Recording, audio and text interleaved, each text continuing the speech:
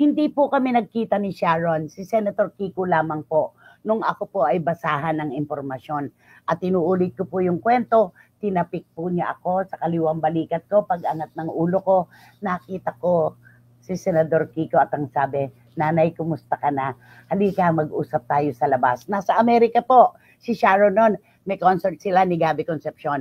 Ang sabi niya, sa November 28, babalik na si Sharon, magkikita tayo, mag-uusap tayo. Hindi po naganap yun. Hindi po naganap yun hanggang kahapon. Hindi po. Ang nagkaroon po ng pag-uusap ay ang aking abogado at ang mga abogado ni na Senador at Sharon Cuneta.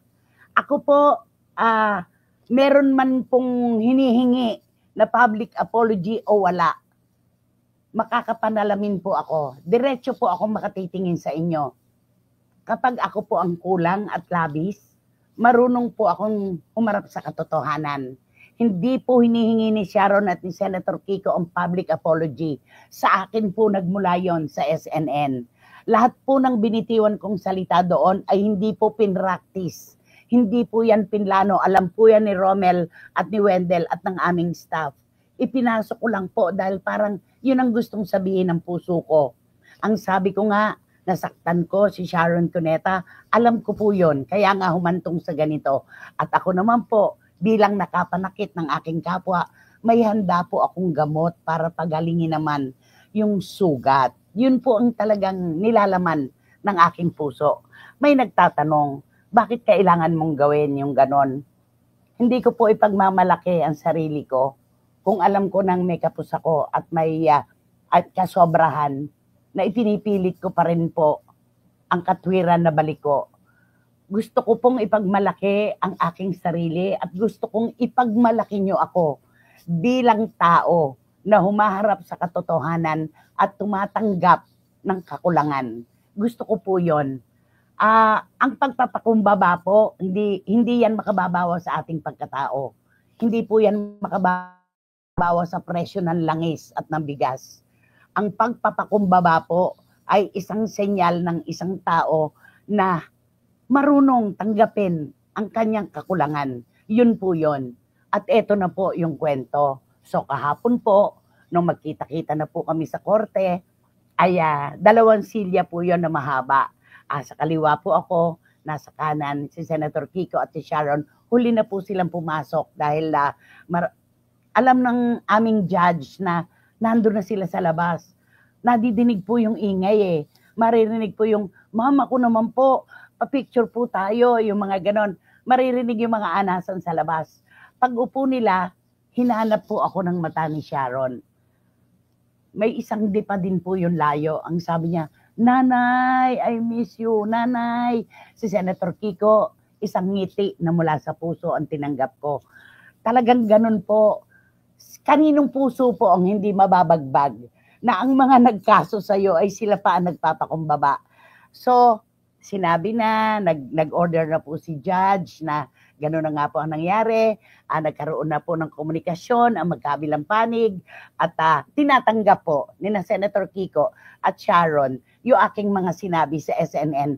Alam niyo po, nung umere po yun, nung nakaraang Sabado, alas 4:16 po, pagkatapos po nun, may text na kagad si Sharon sa akin, Nanay, salamat sa pagbunot ng tinik sa puso ko. Yun po ang una niyang text sa akin. Sobra pong, yun po ang araw na parang dinisenyo para sa akin at yung kahapon. Okay, so nandun na kami. Napakapayat po ni Sharon Cuneta. Nung yakapin po niya ako, naramdaman ko po yung mga buto na nakalapat sa aking katawan. Napakapayat. Gusto ko pong sukatin ang kanyang bewang.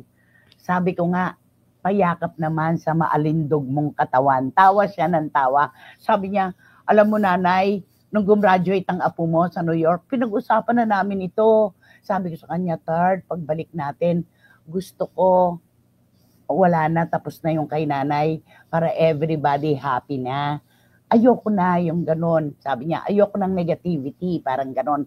Nung yumaka po siya sa akin, ang sabi niya, Nanay, sorry. Anak, hindi ikaw ang dapat mag-sorry. Ako yun. Ako yun dapat mag-sorry dahil nasaktan ko ang puso mo. Dumugo ang puso mo dahil sa mga sinabi ko. Ako dapat yun. Hindi, nanay, yung abala, yung oras mo, alam ko, napakaabala mo. Tapos, nung isang pa namin itong kasong ito, alam mo yun, umiiyak ako.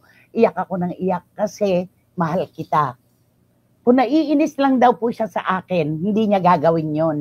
Pero dahil mahal niya ako at ayaw niyang masira ng tuluyan ang isa pong pagkakaibigan na pareho naming inalagaan, yun po ang dahilan kung bakit siya nagreklamo at si Senador Kiko. At ako po ay natutuwa. Ang dami niyang kwento talaga na, ako si Romel Chica, ako, alam niya, si Aronian, si Baricoto, tuwan-tuwa ako. Sabi niya, kasi pagka kumakanta siya ng mali-mali ang lyrics, at saka ang tono, ikinokorek ninyo. Sobrang napaka, po niya, makwento siya tulad din ng dating Sharon Cuneta na tumatawag, naghahalakakan kami. Ganun po yon.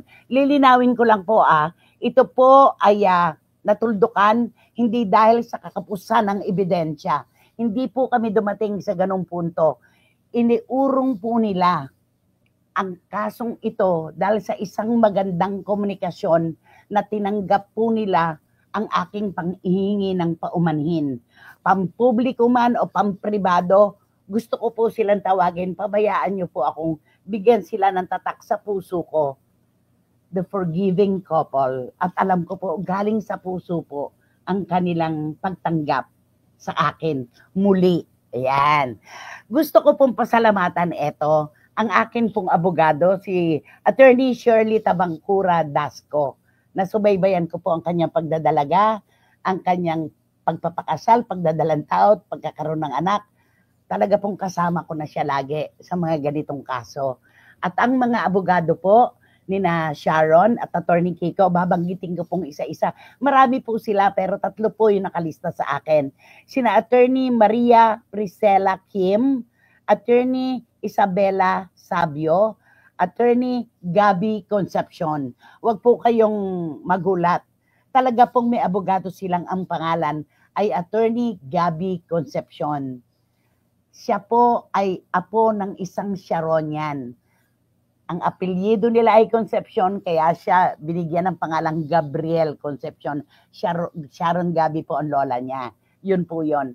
Gusto ko silang pasalamatan kasi kahit po minsan, hindi nila ipinaramdam sa akin na sila'y mga abogado ng aking kalaban. Napaka-marespeto, talagang mararamdaman niyo po yun. Maraming salamat sa inyo. Thank you so much sa inyo. At syempre, gusto ko pong pasalamatan mula sa puso. Si OG Diaz po, ang aking anak-anakan. Magiging emosyonal ako. Kasi, nung po nag-uusap si Sharon at saka si Senator Kiko sa New York, siya naman pong pagtawag ni OG. At ang sabi niya, Sen, isa lang naman yung hinihingi kong balato sa'yo.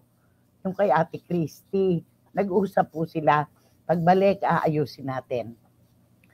Balato, ibig sabihin, hiningi, nagtulay, humingi ng espasyo para sa isang pag-aayos. Yun po yun. OG Diaz, sobrang salamat sa iyo.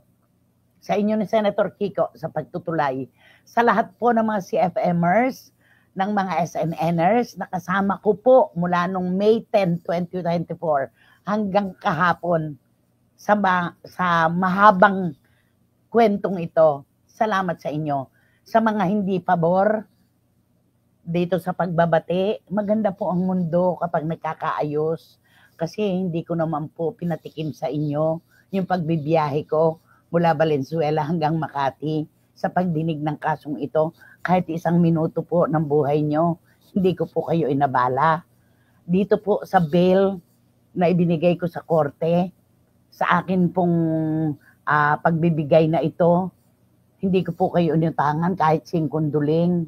Huwag na po kayong malungkot pa o manumbat pa kung bakit kailangan magkaayos ng ganito kabilis. Maganda po ang mundo, napakaganda ng mundo. Huwag nating sayangin. At saka yung mental health, yung yung abala na inilalis sa puso mo. Ako po ang lagi nagkukwento sa inyo kahit sa text. Ingatan ang mental health. Iwasan ang stress. Yan ang pinagsisimula ng sakit. Sana po maintindihan nyo yon. Wala po kayo sa aking kalagayan. Kaya nyo yan nasasabi. Hindi ko hintayin mangyari sa inyo para mapatunayan ninyo mahirap po ang may problema. Muli po, kina Sharon Cuneta at Senator Kiko Pangilinan sa kanilang mga abogado mula sa pusong pagtatawid ng sobrang pasasalamat. Maraming salamat.